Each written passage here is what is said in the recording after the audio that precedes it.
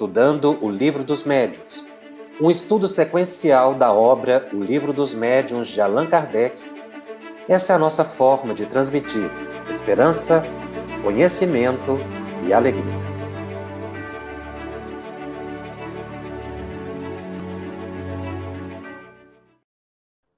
Olá, estamos dando início a mais um programa da série Estudando o Livro dos Médiuns e, especificamente, falaremos hoje do capítulo 1 da primeira parte de O Livro dos Médiuns.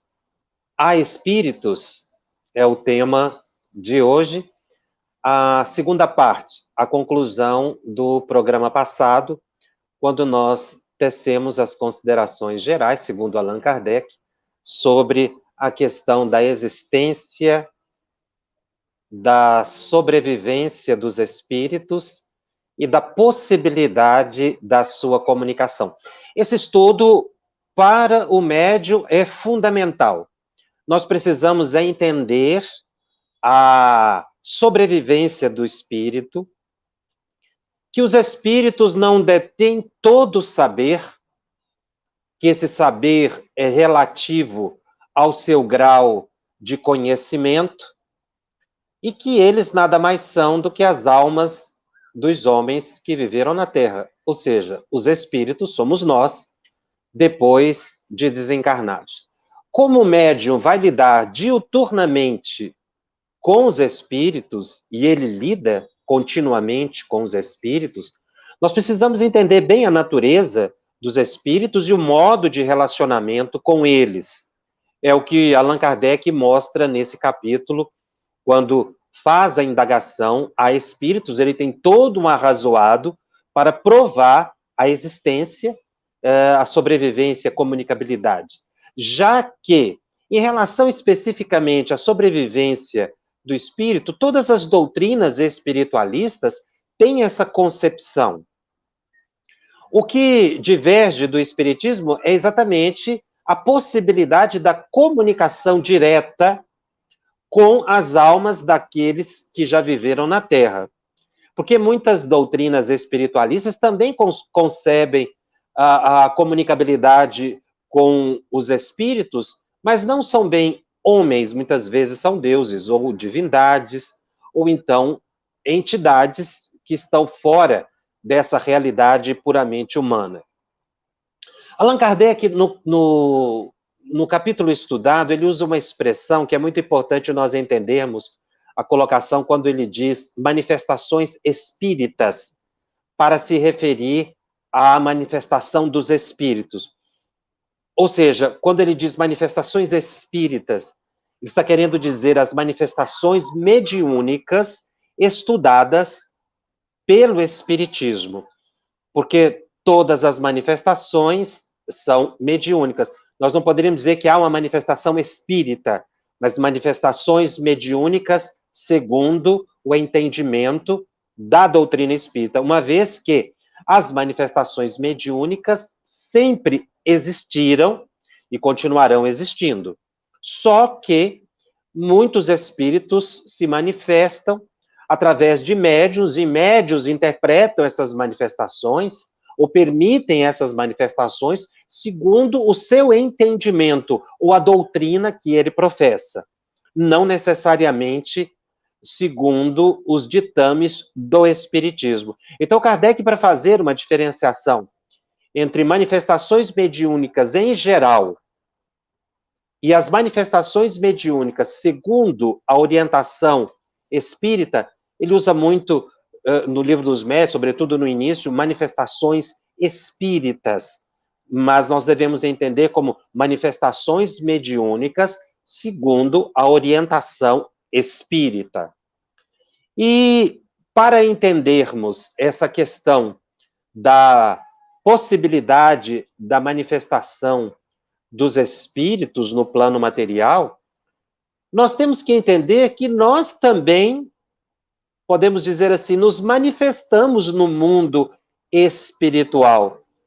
Nós não estamos presos ao corpo físico. Há uma fala de Chico Xavier, muito importante para esse momento do nosso estudo, do nosso aprendizado, quando ele mostra bem a realidade de que o corpo físico é uma veste para o espírito. O nosso estado natural é de espírito. Temos um corpo orgânico, material, quando estamos encarnados, mas não estamos presos a esse corpo físico. Na revista Reformador da Federação Espírita Brasileira, de agosto de 1953, Chico Xavier, numa entrevista, diz o seguinte: o meu corpo é um uniforme de serviço que eu visto a cada manhã para viver em determinada paisagem. Não se trata, porém, da minha vida verdadeira. Sem faltar à consideração com os seres que me cercam e que muito respeito e estimo, direi apenas que aqui vivo a realidade menor. Com meus amigos desencarnados, sim, vivo a realidade maior. A expressão, a análise de Chico Xavier sobre a existência do ser é de uma síntese espetacular e de uma beleza profunda. Quando estamos encarnados, vivemos a vida menor. Fora do corpo físico, o espírito vive a vida plena, a vida maior. E nós, mesmo encarnados, experimentamos essas duas existências. Daí dizermos, na própria expressão de Chico Xavier, que nós, espíritos encarnados, somos seres interexistentes. Nós vivemos duas dimensões ao mesmo tempo, que chamamos de mundo material ou de mundo espiritual. Mas isso é uma expressão meramente didática, porque é um mundo só, com duas dimensões. Não temos, a maioria de nós não tem essa consciência de realidade existencial dupla, porque o cérebro orgânico é incapaz de absorver ou viver essas duas vidas ao mesmo tempo. Mas Chico Xavier tinha. Por isso ele diz que o meu corpo é um uniforme de serviço, que eu visto a cada manhã. Todos nós vivemos essa realidade. Nós vestimos a cada manhã o nosso corpo, que é o uniforme de nosso trabalho no plano físico. Mas somos seres que estamos continuamente relacionando com os dois planos. E precisamos aprender isso, uma vez que esta vida dupla, mesmo inconsciente, tem repercussões contínuas. Então, todas as noites, quando nós dormimos, nós saímos do corpo. E vamos viver a vida maior. Mas ela precisa ser uma experiência salutar, porque a maioria de nós vai buscar a convivência dos espíritos e dos ambientes que têm afinidade, muitas vezes perturbadas. Somos hipnotizados de madrugada para acordarmos de manhã como verdadeiros autômatos e não percebemos que estamos sendo teleguiados por mentes perigosas. Devemos orar à noite, pedir a proteção de nosso espírito protetor, para que com eles, espíritos bons, possamos conviver e acordar pela manhã saudáveis, com a mente tranquila, serena. O médium necessita muito desse tipo de experiência extracorporal salutar, senão ele se desequilibra, porque as energias são desgastadas pela madrugada, quando nós devemos utilizar a noite para a recuperação das nossas energias que gastamos durante o dia. O estágio consciencial de Chico Xavier é o futuro de nós todos. todos nós um dia teremos essa percepção dupla da realidade. Porque isso decorre da nossa evolução. Nós estamos evoluindo para aprender a dominar cada vez mais a mente e o sentido mediúnico. Chico Xavier e outros médiuns já viveram, não é, ou vivem a realidade futura da humanidade. Então, todos nós vamos chegar nesse estágio do Chico. Porque essa é a fatalidade, o progresso humano. Então, nós hoje temos uma mediunidade iniciante, com poucas experiências fenomênicas. Mas no futuro, nesta encarnação, ou em encarnações posteriores, nós chegaremos nesse estágio de plena consciência das duas realidades que vivemos. Ou, melhor dizendo, da grande realidade que vivemos, de dimensões diferentes. É por isso que é importante estudarmos a mediunidade, porque já estaremos antecipando o nosso progresso, o processo evolutivo. Então, mesmo que eu não tenha consciência da minha vida, da minha existência extracorporal, ainda no corpo físico, eu tenho que considerar isso como de repercussão no meu cotidiano e ter vigilância psíquica. Mas quando eu me afasto do corpo físico, como é que eu me apresento no mundo espiritual?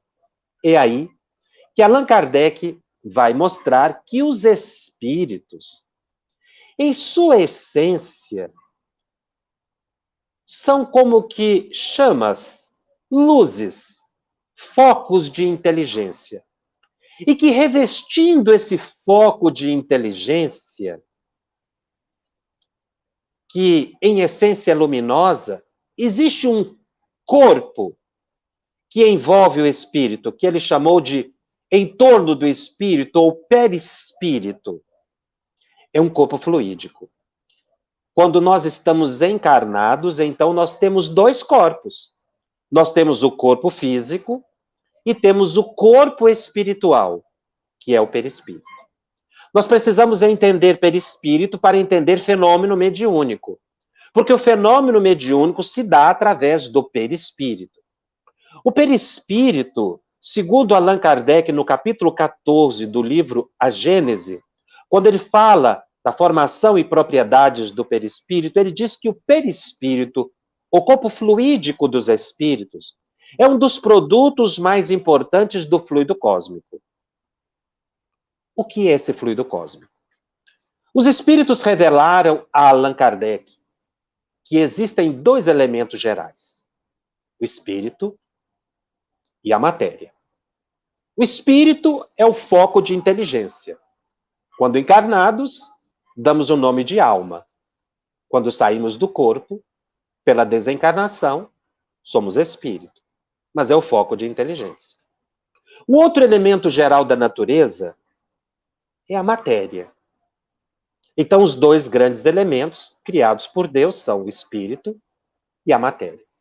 Mas a palavra matéria, ela precisa ser entendida os estados que nós temos aqui no plano físico. Por exemplo, sólido, líquido, gasoso, a energia, tudo é matéria. O que não pensa é matéria. Mas também existem estados de matéria ainda desconhecidos da ciência, que os espíritos revelaram. Os espíritos disseram a Kardec que existe uma matéria originária criada por Deus, num estado desconhecido. Só foi possível os espíritos esclarecerem a Kardec até aí. E os espíritos deram um nome para designar esse estado originário de matéria. Eles disseram, para a possibilidade de entendimento daquela época e ainda da nossa, que seria um estado fluídico, fluido, aquele que flui. Mas, na verdade, é um estado de matéria que não quer dizer que ele flui. A palavra fluídico é apenas para diferenciar da matéria tangível dessa matéria grosseira que nós temos aqui no plano físico. Então, é uma matéria cósmica universalmente distribuída, que nós vamos chamar de fluido cósmico universal. Seria algo que flui, que teria uma sutileza, uma densidade desconhecida. Então, a palavra fluido não quer ainda dizer exatamente qual é esse estado originário, mas é uma palavra, ou uma expressão, fluido cósmico universal, para dizer dessa matéria que está universalmente distribuída. Nós temos que imaginar essa matéria, porque ele é diferente de espírito, ele não pensa, é um estado de matéria, distribuído no universo todo. Então, nós temos que fazer uma abstração para entender esse estado de matéria. É como se nós estivéssemos mergulhados num grande oceano. A água desse oceano imaginário é o fluido cósmico universal. Então, esse fluido cósmico, ele está em todos os lugares. Ele está aqui, ele está alhures, ele está em outros planetas, ele é universalmente distribuído.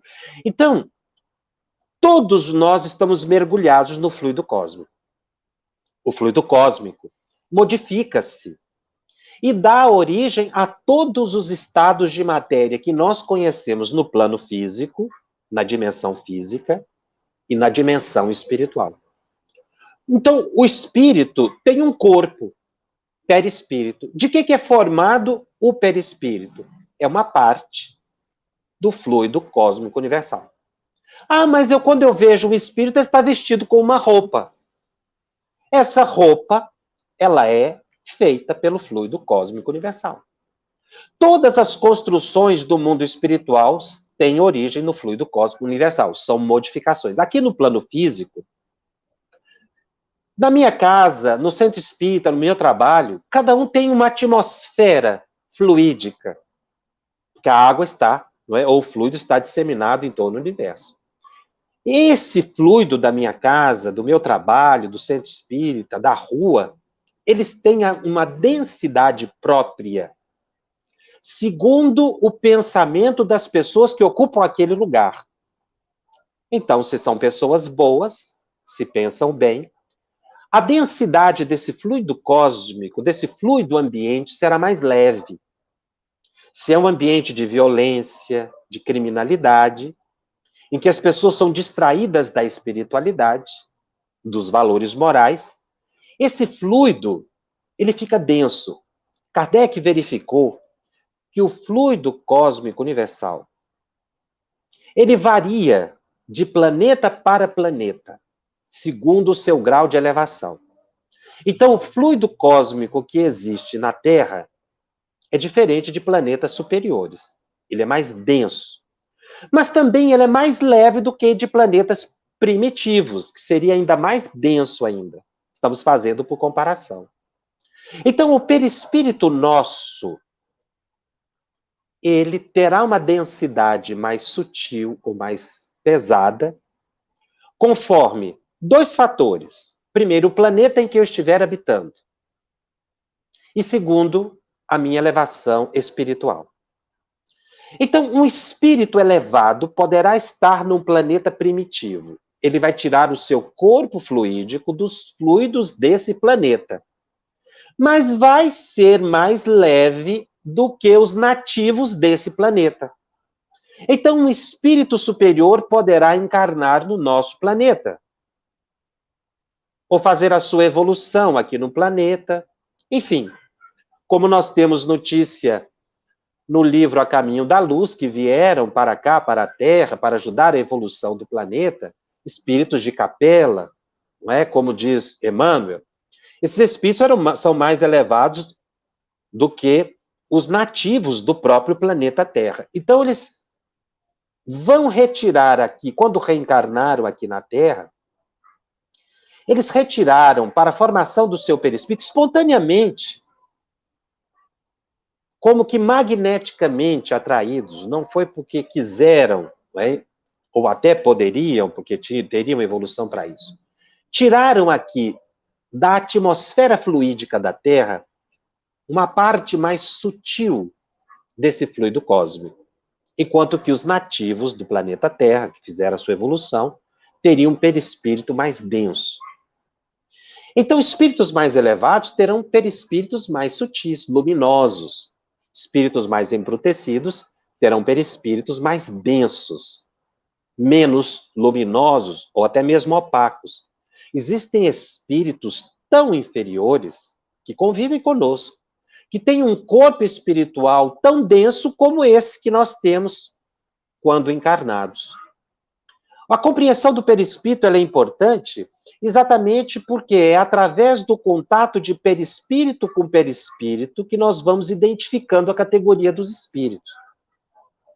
Outra propriedade do fluido cósmico universal que Allan Kardec identificou é que o perispírito, assim como os fluidos que nos rodeiam, são alteráveis pelo pensamento.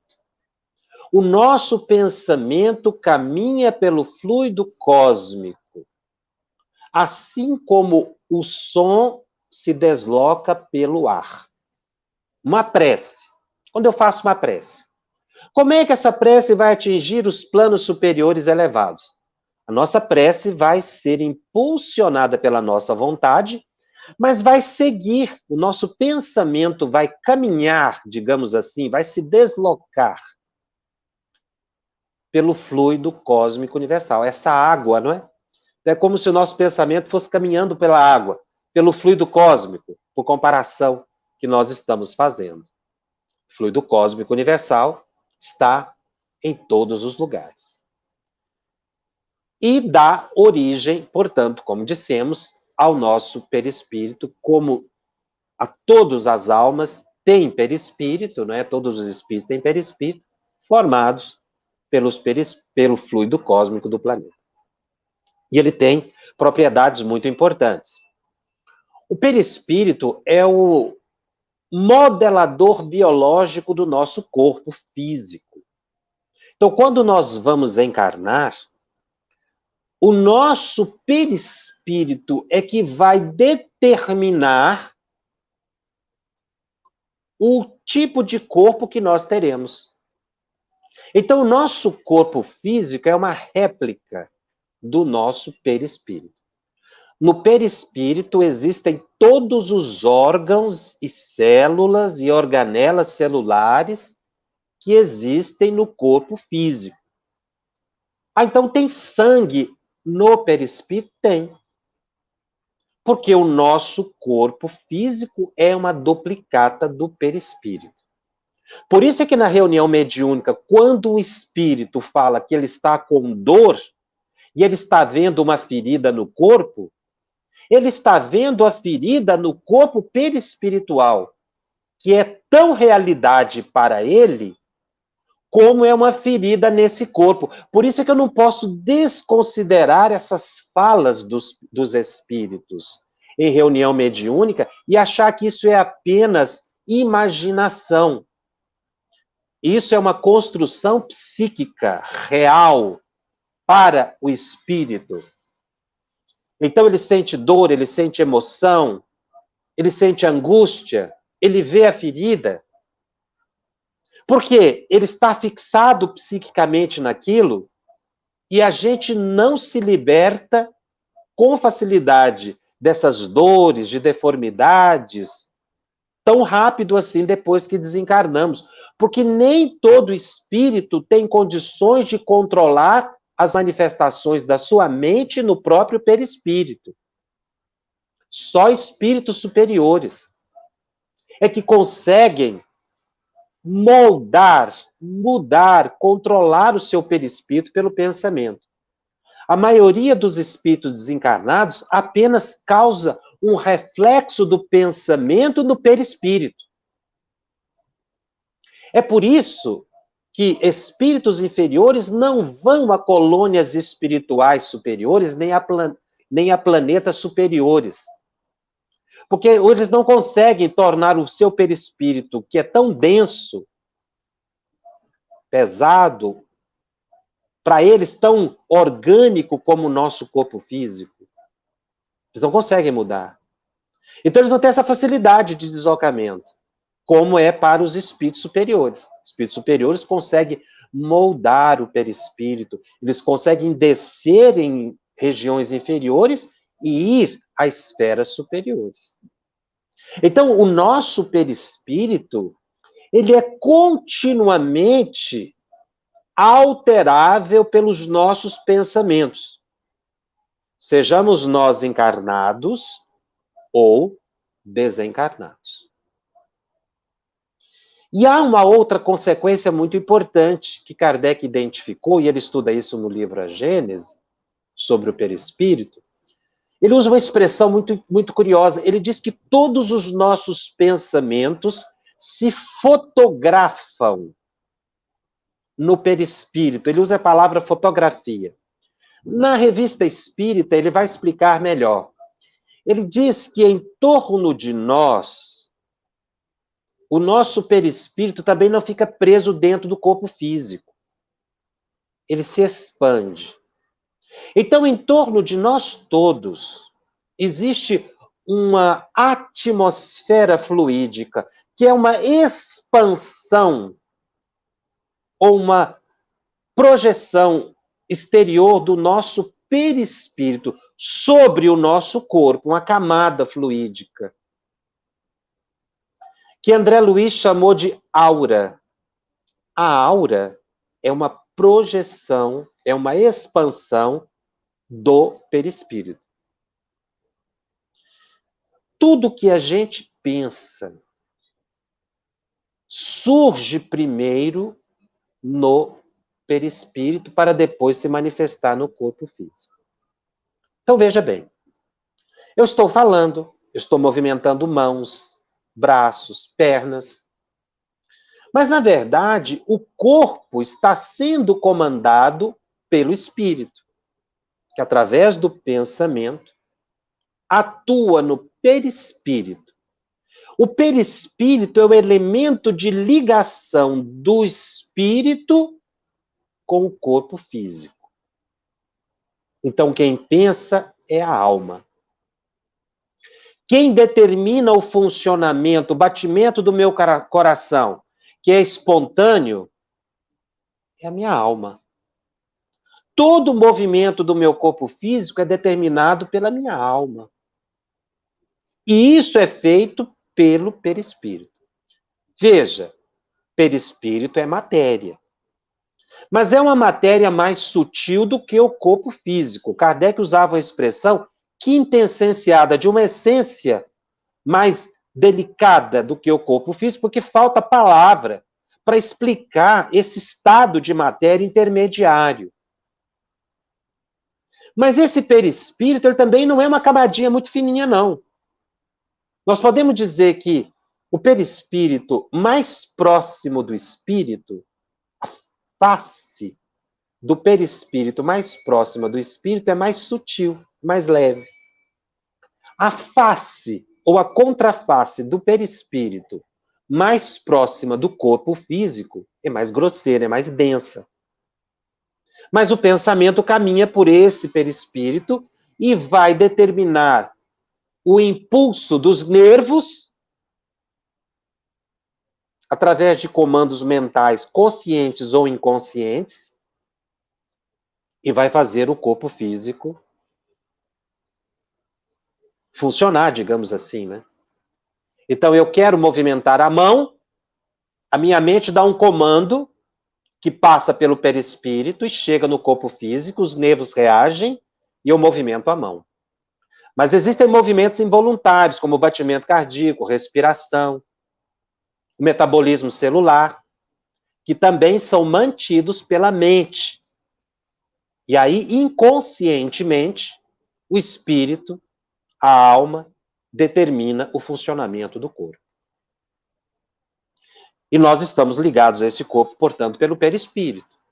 Mas à noite, quando nós saímos do corpo, o corpo fica na cama e nós saímos com o corpo fluídico, o corpo perispiritual. Então, esse corpo fluídico ou perispírito é o elemento de ligação.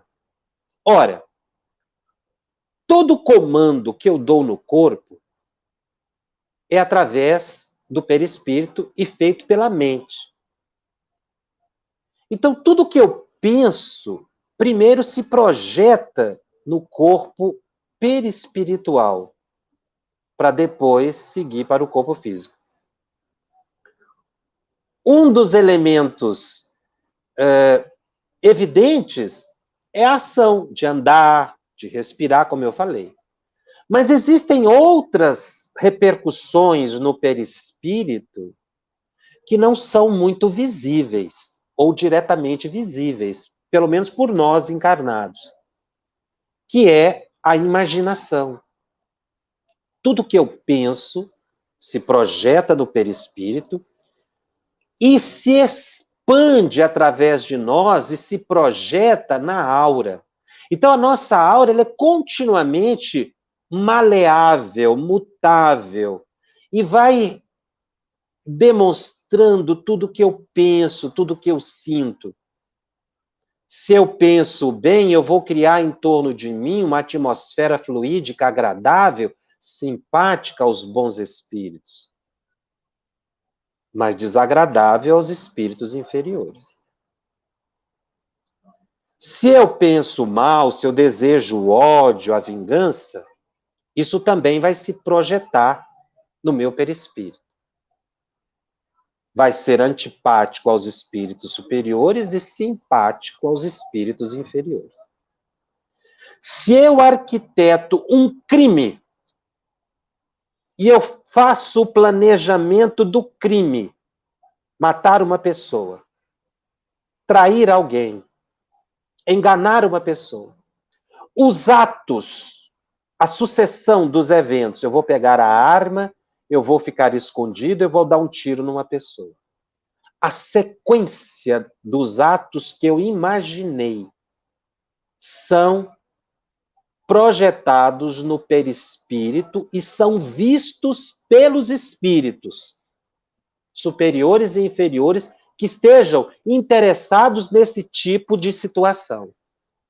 Mesmo que eu não realize o crime, o ato de planejar, ele se materializa, digamos assim, né? Ele, usando a expressão de Kardec, ele se fotografa, ele se projeta, como um filme que a gente assiste no aparelho de televisão. Espíritos criminosos vão se aproximar de criminosos, atraídos por esses pensamentos. Nós temos que lembrar que o espírito sempre presta atenção naquilo que é interesse dele, viu? Um espírito que gosta de dinheiro, ele não vai se preocupar com o crime. O espírito, ele só presta atenção naquilo que é foco de suas emoções. Então, se eu planejo a bebida alcoólica, não, eu vou agora chegar num bar, vou sair daqui de casa, vou encontrar os amigos, eu estou planejando, eu vou no bar, eu vou beber tantas cervejas. Isso tudo, essa sequência de atos, se projetou, ficou visível, como um filme no meu perispírito. E é visto através da aura, que é uma plataforma de contato psíquico com os espíritos. Então os espíritos vão junto comigo para o bar. Mas se eu planejo sair da minha casa, visitar alguém que está enfermo, distribuir obras de caridade, isso também vai se projetar no meu perispírito. Se eu faço uma prece e mentalizo luzes descendo sobre mim, eu atuo no fluido do ambiente, crio, materializo as luzes ou pétalas de rosa descendo sobre mim e meu organismo se ilumina. Porque tudo que eu penso se irradia no perispírito. Por isso é que eu tenho que tomar muito cuidado com as minhas imaginações. Não são coisas corriqueiras. Eu tenho que orar, desejar o bem, porque eu aí estarei projetando essas imagens positivas no meu perispírito. E naturalmente atraindo os bons espíritos e afastando os maus espíritos. Quando eu vou para uma reunião mediúnica, O primeiro contato que eu tenho com o espírito é através da minha aura. Mas isso acontece não só na reunião mediúnica, no dia a dia, no cotidiano. Os espíritos que convivem comigo, porque eu tenho conviventes espirituais, sim. Muitos habitam a minha casa. Quem habita a minha casa? Aqueles que eu convidei para estar dentro da minha casa. Pelo meu pensamento, pelas minhas tendências, que vão ficar magneticamente, como um imã, presos em mim, atraídos pela projeção dos meus pensamentos. Então eu tenho que tomar muito cuidado com o pensamento. A base da mediunidade é o pensamento. Eu preciso estar atento. Então eu posso, no meu perispírito, estabelecer saúde e doença. Se eu tenho ódio, eu escureço o meu perispírito. Mágoa, irritação, tédio, depressão. Só que tudo que eu penso vai para o perispírito, mas não fica no perispírito, se projeta no corpo físico. E aí existem alguns órgãos de impacto, né? Dos nossos pensamentos, que a medicina psicossomática já mostrou que isso é possível. Então, tem pessoas que guardam muito mágoa, ódio, elas causam um descompasso no coração e podem ter arritmia cardíaca, alteração na pressão arterial. Outros, guardando rancor, tédio, depressão, podem alterar o pâncreas e ter um diabetes, por exemplo. Por quê? Porque tudo que eu penso, eu altero o corpo físico. Ah, mas então eu posso estabelecer também a saúde no corpo físico? Posso. O meu corpo expressa os meus pensamentos. Assim como uma casa, bem arrumada ou mal arrumada, com bom gosto ou com mau gosto, com higiene ou sem higiene, a casa demonstra as atitudes do morador. O meu corpo reflete as atitudes do morador, que é o espírito. O corpo é minha veste, é meu uniforme que eu visto a cada manhã. É meu uniforme, então ele terá a constituição que eu desejar.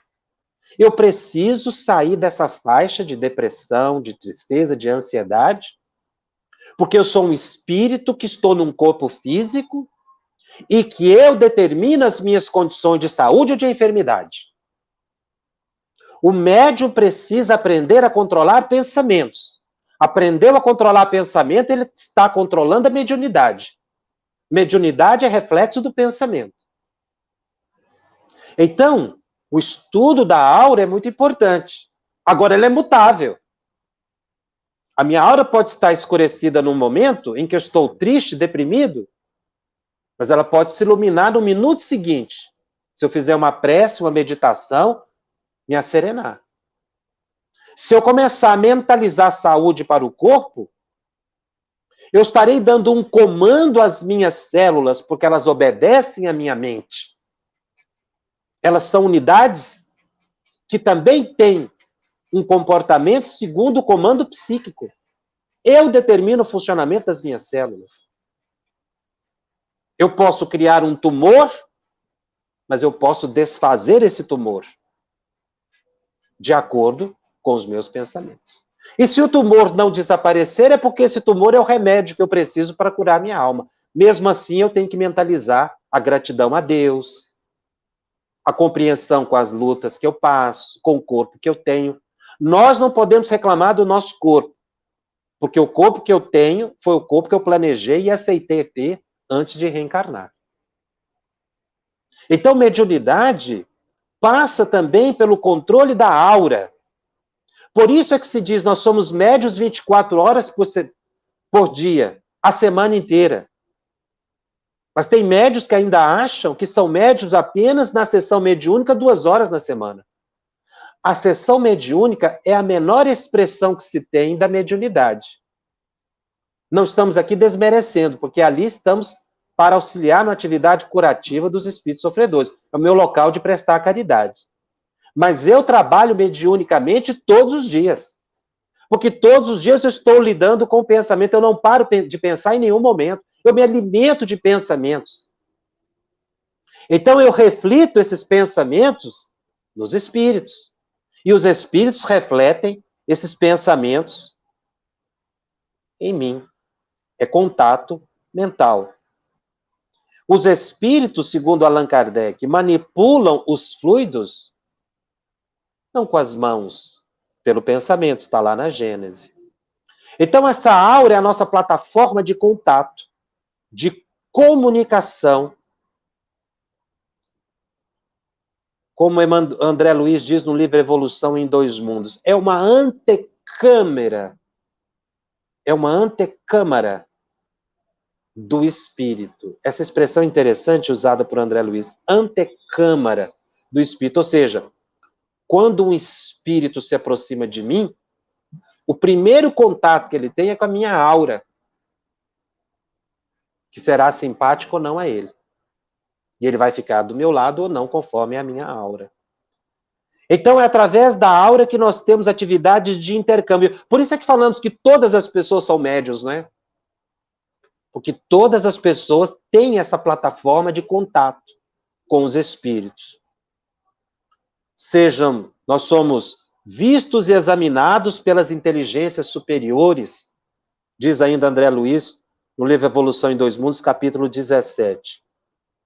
E ele conclui dizendo, somos sentidos e reconhecidos pelos nossos afins, temidos e hostilizados, ou amados e auxiliados pelos irmãos que caminham em posição inferior à nossa. Então, realmente, o nosso perispírito, não é? Que é essa plataforma de contato com os espíritos, através da atmosfera fluídica, segundo Allan Kardec, ou aura, como diz André Luiz, é que precisa ser nossa atenção no cotidiano. Quando eu passo a controlar os meus pensamentos, eu estou desenvolvendo minha mediunidade. Seja ela intuitiva ou psicofônica, seja eu médium ostensivo ou não. Então, muita gente acha que desenvolve mediunidade indo para reunião mediúnica. Não, lá eu pratico a mediunidade. Eu desenvolvo a mediunidade no dia a dia. Quando eu era jovem, lá pelos 17, 18 anos, começando a estudar mediunidade, eu li uma frase de Ivone que me chamou muita atenção. Na época eu fiquei até meio confuso. Ela diz assim, eu nunca sentei numa mesa para desenvolver a mediunidade. Eu tinha aquela visão de que eu tinha que ir para reunião mediúnica para desenvolver mediunidade. Depois eu fui entendendo com ela mesma que a gente desenvolve mediunidade no cotidiano, pelo controle das emoções, pelo controle psíquico. Isso é que é desenvolver mediunidade. É isso que eu aprendo estudando o livro dos médiuns. Eu vou ficando por aqui. Na próxima semana eu vou continuar o tema, falando de espírito, só que vamos falar o capítulo seguinte, o maravilhoso e o sobrenatural, e vamos responder aqui algumas perguntas que já nos chegaram.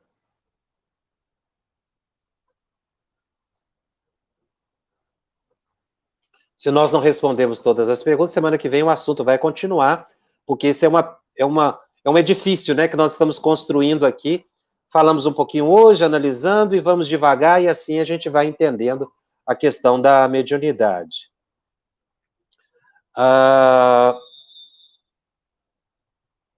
Humberto nos pergunta, os fluidos cósmicos em torno de cada mundo se diferenciam? Exatamente. Como o perispírito é o meio do espírito acessar a matéria, é a razão da necessidade de mudança de perispírito na mudança de mundo? Pelo que a gente entende, é isso mesmo, Humberto.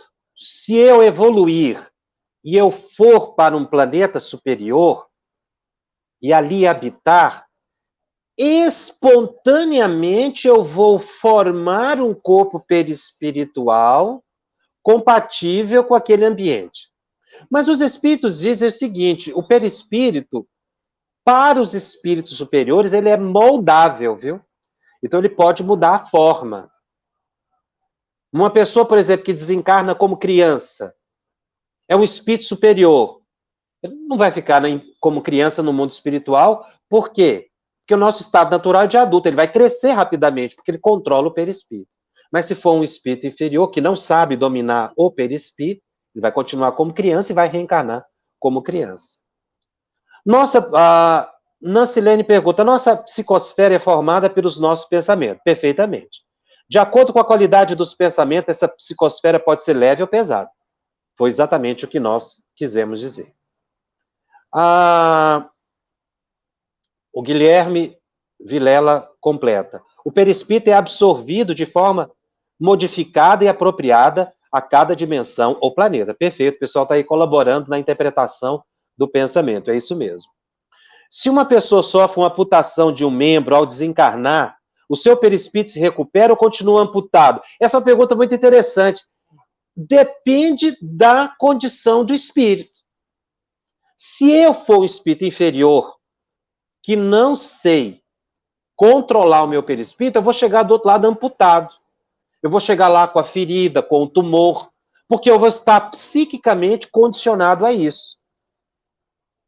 Mas se eu já estudo, e a importância desse estudo, né, e da vivência, se eu já aprendo que eu posso controlar e evoluo mesmo encarnado pelas minhas qualidades morais, pelo meu comportamento espiritual, então eu saio do corpo físico, eu posso ter uma deformidade física e ao desencarnar, rapidinho, nós não podemos dizer o tempo, né, porque isso varia de pessoa para pessoa, mas eu vou voltar ao meu corpo natural, porque o perispírito é moldável, então eu não preciso ficar amputado. Do outro lado. Agora, tem espíritos que não sabem fazer isso. Tem espíritos tão materializados que não sabem que desencarnaram.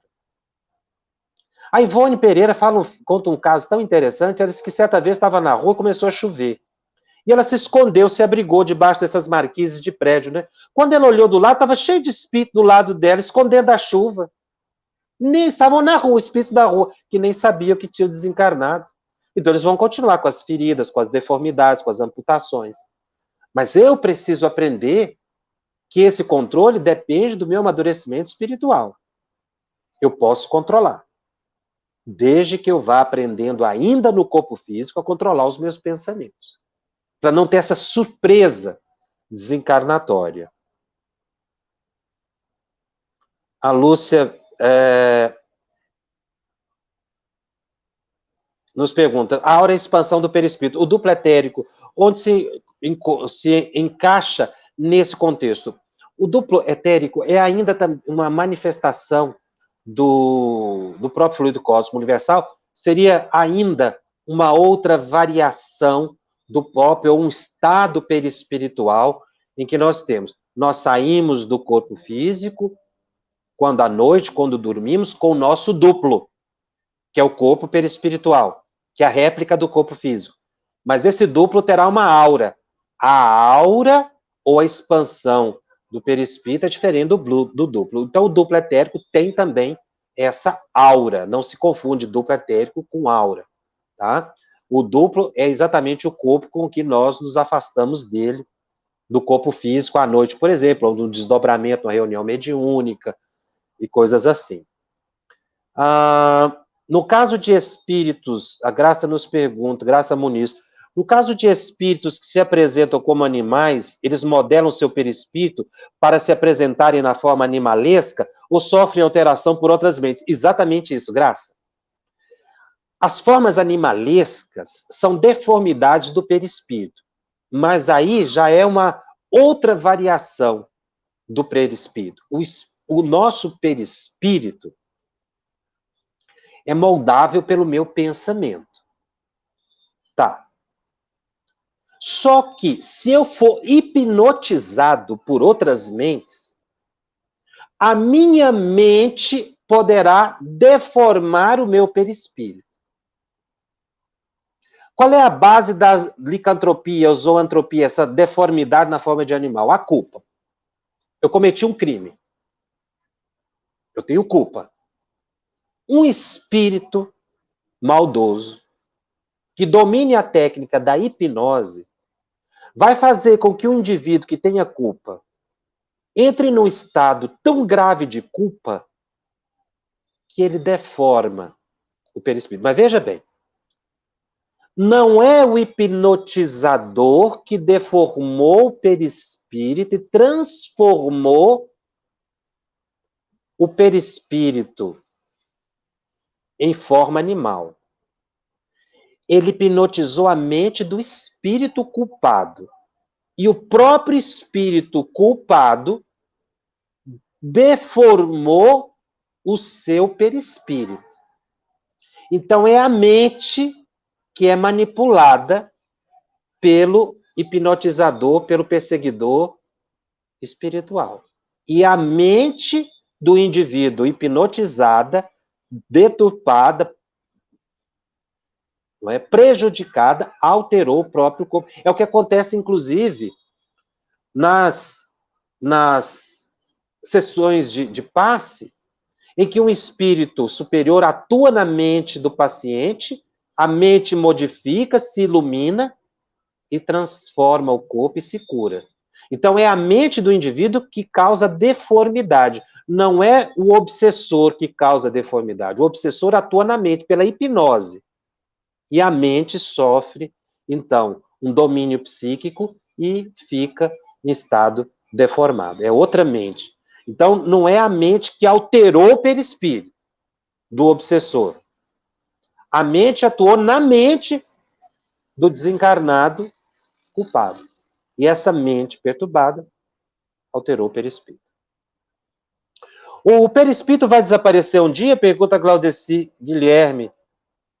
Ou fica somente no espírito? Olha, essa é uma resposta muito complicada, porque a gente vai entendendo com a doutrina espírita que nós vamos evoluindo e o nosso perispírito vai evoluir também, ele vai ficando mais sutil, não é? Então, quando eu me tornar um espírito puro, como é que será o perispírito do espírito puro? Ele estará num estado de materialidade tão elevada que a gente só concebe eles, não é, como luz, mas nós não podemos dizer. O que se entende é que não há espírito sem perispírito. A gente não perde o perispírito, digamos assim. Mas ele vai ficando tão sutil, é como que se ele se confundisse com a própria alma, com a própria luminosidade da alma. Entre aspas, a gente, não é, perderia esse perispírito porque ele vai ficando muito sutil. O que, na verdade, é o controle. Mas o que dá a forma, o modelador biológico, a forma do perispírito, está dado pelo perispírito. Nós temos muitas perguntas hoje. O princípio vital, pergunta o Guilherme, é um quarto elemento entre espírito, perispírito e a matéria, já que é absorvido pelos corpos orgânicos? O princípio vital, ele é uma variação do fluido cósmico universal. Você pega a base, fluido cósmico universal. Fluido cósmico universal forma tudo que nós conhecemos de matéria. Tudo é variação do fluido cósmico. Como eu disse, a palavra fluido é uma designação para um estado de matéria desconhecido. Não é que fluido. É uma designação que os espíritos encontraram. A palavra que mais se aproximaria. Mas é um estado inabordável. Então, ele forma o perispírito, ele forma o fluido vital, que nós recebemos uma cota, né, para viver 80 anos, a gente recebe uma cota de fluido vital para viver 80 anos, que a gente gasta ou revitaliza esse fluido vital, mas ele também forma a cadeira que eu sento, ele forma os átomos, o fluido cósmico universal forma os elementos subatômicos, o fluido vital forma as moléculas se unem e forma a matéria tangível que nós conhecemos. Mas esse fluido vital também forma a roupa dos espíritos, esse fluido vital forma as colônias como o nosso lar, forma colônias superiores, porque é uma modificação. Assim como o oxigênio, dois átomos de oxigênio formam uma molécula que é o oxigênio. Se eu juntar mais um átomo ali, vira um outro gás que é o ozônio, que dá a coloração azul para o nosso planeta. Então, é uma combinação do próprio fluido cósmico. Como saber se estamos sendo teleguiados? Elisângela pergunta. E autômatos? Apenas o cansaço no dia seguinte evidencia isso? Como nós apresentamos em perispírito durante o sono físico? Bom, durante o sono físico, começar da última para a primeira. Nós vamos sair do corpo com o mesmo corpo que nós temos, né? Senão nós não vamos ser identificados no mundo espiritual. No nosso subconsciente, nós temos essa forma, é o que dá o comando. Então, eu saio do corpo, vou ter o mesmo corpo. Agora, Como é que eu vou saber que eu estou sendo teleguiado? Eu preciso ter muito cuidado em analisar as minhas atitudes. Eu preciso meditar, eu preciso me acalmar, eu preciso ter muita vigilância. Se eu tiver hipnotizado mesmo, às vezes eu não percebo isso, viu? Uma das coisas boas é conversar com as pessoas, é evitar o isolamento. Porque as pessoas me ajudam a autoanalisar se eu estiver perdendo o bom senso. Ouvir um bom conselho, às vezes até ouvir a crítica, para eu analisar, não ficar magoado, ver o bem em todas as coisas. Porque quem está hipnotizado mesmo pela fascinação, ela nem percebe. Mas eu posso, pela autocrítica, não, pera lá, será que o que eu estou fazendo está correto? Deixa eu começar a prestar atenção. Como é que está a minha conduta? Eu estou brigando demais, estou irritado demais, estou nervoso demais? Eu posso estar teleguiado.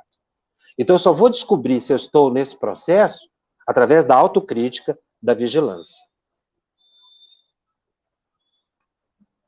A Ioná pergunta, fluido cósmico seria uma espécie de energia? A palavra energia ainda está muito longe de definir o fluido cósmico. Energia é uma variação do fluido cósmico. Então, o fluido cósmico é uma abstração. Nesse estágio evolutivo que nós temos, nós só podemos imaginar uma matéria que dá origem, inclusive, à energia, né? Então, energia é uma variação do fluido cósmico. Porque a gente não tem uma definição. Como eu falei, fluido cósmico é uma expressão. Qual a diferença de perispírito e aura? Não. O perispírito se irradia para a forma fora do corpo. O perispírito cria uma atmosfera fluídica em torno de nós. Então, o perispírito não está dentro do corpo. O perispírito está no meu corpo, né, ligado célula a célula, molécula a molécula, podemos dizer assim, do nosso organismo. Mas ele também se irradia, criando em torno de nós essa atmosfera. Essa atmosfera, a palavra atmosfera fluídica é de Allan Kardec. Essa atmosfera é a aura. A aura é em torno de, né? Então, só que o Kardec mostra que os nossos pensamentos se fotografam ali. O perispírito acompanha a aura, o perispírito acompanha a alma. O que acontece com a aura? Não. O perispírito está sempre ligado ao espírito. O espírito tem o perispírito. E o perispírito, ele também tem uma atmosfera em torno de si, uma aura. Os espíritos também têm uma aura, né? Que pode ser luminosa ou não. A Maria Maísa Torres nos pergunta, o fluido espiritual está contido no perispírito? A palavra fluido espiritual é para diferenciar fluido material, dessa matéria que nós estamos aqui no plano físico, da matéria do mundo espiritual. É apenas uma terminologia. O fluido espiritual forma o perispírito. Então, é uma questão de designação. Tem dezenas de perguntas, nós já estamos caminhando para o encerramento. Na próxima semana, eu vou falar o maravilhoso e o sobrenatural. Termino aqui esse capítulo a espíritos. Convido os companheiros a estudarem o próximo capítulo, o maravilhoso e o sobrenatural, para que vocês possam trazer as perguntas e acompanhar a exposição, tirar as dúvidas. É um estudo sequencial. Então, no próximo encontro, no próximo programa, o tema será esse. Nós temos que lembrar que o estudo nosso que acabamos de fazer está disponível em podcast, no canal da FEB, no Spotify e nas demais plataformas de áudio streaming. E você pode acompanhar, então, semanalmente, o estudo do Livro dos Médiuns, toda terça, 19h30 às 20h30, fica gravado na FEB TV, assista aos programas anteriores, se você está começando hoje, não é? Dê a sua contribuição, a sua colaboração, acompanhando as nossas atividades. Os nossos encontros semanais, eles ficam gravados, disponíveis gratuitamente, divulgue, compartilhe com aqueles que não puderam assistir ao vivo. Eu te espero na próxima semana para mais um capítulo de O Livro dos Médiuns. Um grande abraço a todos e até lá. Estudando o Livro dos Médiuns. um estudo sequencial da obra O Livro dos Médiuns de Allan Kardec. Essa é a nossa forma de transmitir esperança, conhecimento e alegria.